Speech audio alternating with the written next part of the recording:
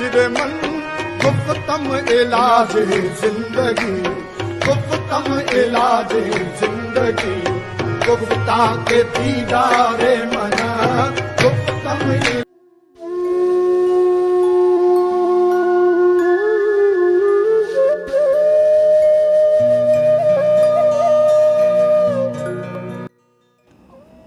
داتا صاحب اس کی آمد سے کتنے خوش ہوں گے، اور ایک بندے کی آمد سے بھی اگر داتا صاحب خوش ہو گئے تو سمجھو ہے کہ اس بندے کو راستہ بتانے والا بھی پار ہو گیا، ٹھیک ہے نا۔ تو ایک چھوٹی سی بات سے جو ہے وہ بندہ وہ کتنے دور تک پہنچ گیا، یعنی کہ اتنے بڑے بزرگ کی خوشنودی اس نے حاصل کر لی ذرا سے ایک کام سے کہ اس نے کہا جی آپ، اور وہ داتا صاحب نے اگر اسے کہہ دیا کہ یار تیری بھی خیر ہو جائے تو تجھے راستہ بتانے والے کی بھی خیر ہو جائے، ٹھیک ہے نا۔ تو یہ ہے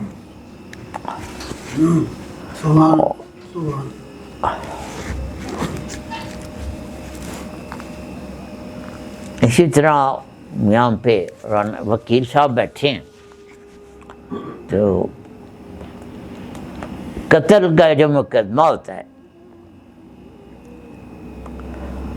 تو جس نے اصل قاتل نہیں ہے کوئی، لیکن جس بندے نے قاتل کو اس بندے کے گھر کا پتہ بتایا جس کو اس نے جا کے قتل کرنا ہے، کیوں رانسا اس کے لیے کیا سزا ہے؟ اور رانسا ہوتے ہیں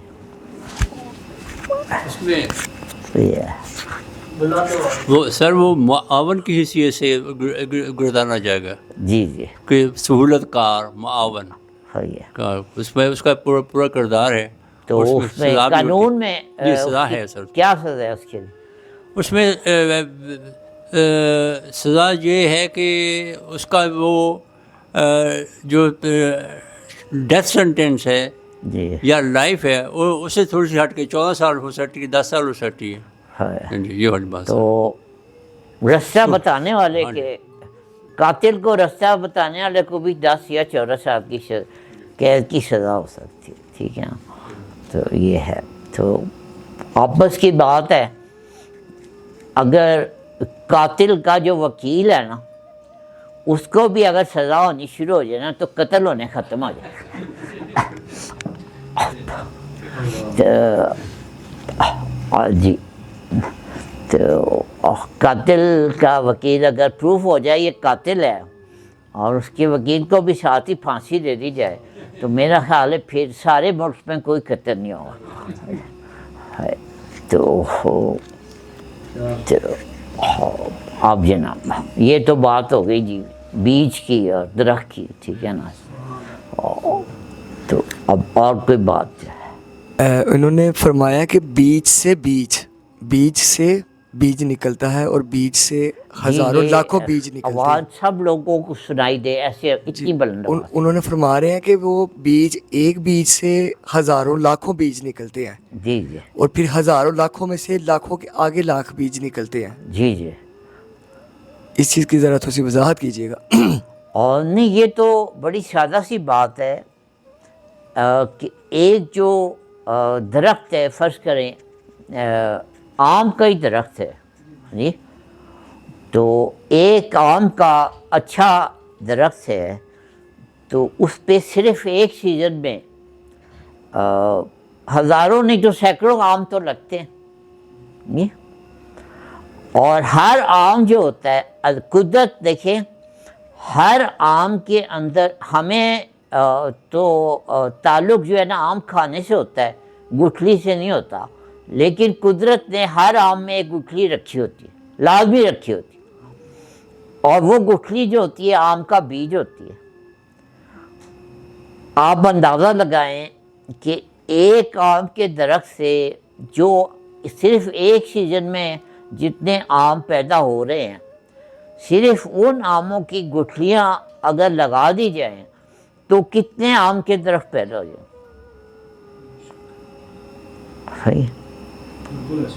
اور اگر یہ سلسلہ چلتا رہے تو قیامت تک جو ہے وہ گنتی میں نہیں آ سکتے کہ کتنے درخت پیدا ہو جائیں.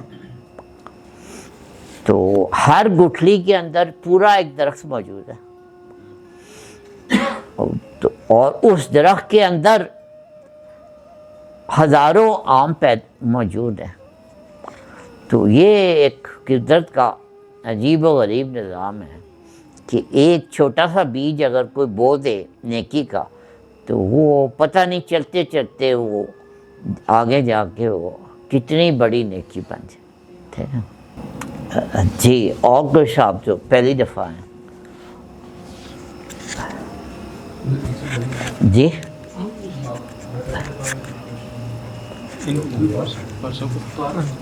جی قاری صاحب تشریف ہے. جی جی قاری صاحب کچھ یہ بات یہ ہے, یہ تو اس درخت کی ہے جس کا بیج ہے. جس درخت کا بیج بھی نہیں ہوتا یعنی قلم لگاتے ہیں, اس کے بارے میں کیا حکم ہوگا فرمائیں. واہ بالکل صحیح. پہلے تو آپ نے جو فوال کی طرف میں بعد میں آتا ہوں, پہلے تو آپ نے جو خوبصورت لفظ استعمال کیا نا اس کی داد دینا چاہیے. تو قلم تھا, ٹھیک ہے نا. تو اب ماشاءاللہ حافظ قرآن بھی ہیں, ہمارے دین محمد صاحب بھی موجود ہیں.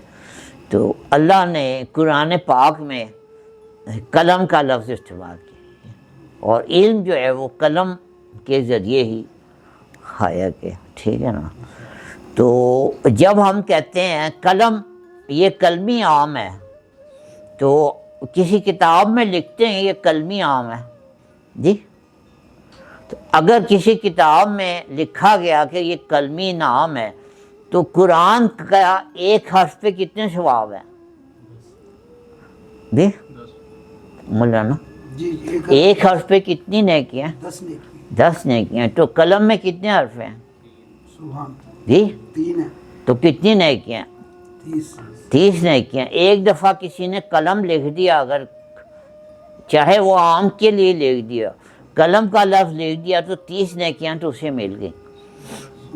اور چلتے چلتے اگر یہ قلمی عام جاپان بھی پہنچ گیا تو اور وہ ساتھ اس کے لکھا ہو کہ یہ قلمی عام ہے, تو پتائیں کتنی نیکیاں ہوئیں. ٹھیک ہے نا. تو قلمی عام میں بھی جو ہے نا وہ لفظ میں ہی نیکیاں, بیج میں نہیں ہے تو لفظ میں ہی ہیں. ایک لفظ میں 30 نیکیاں. ٹھیک ہے.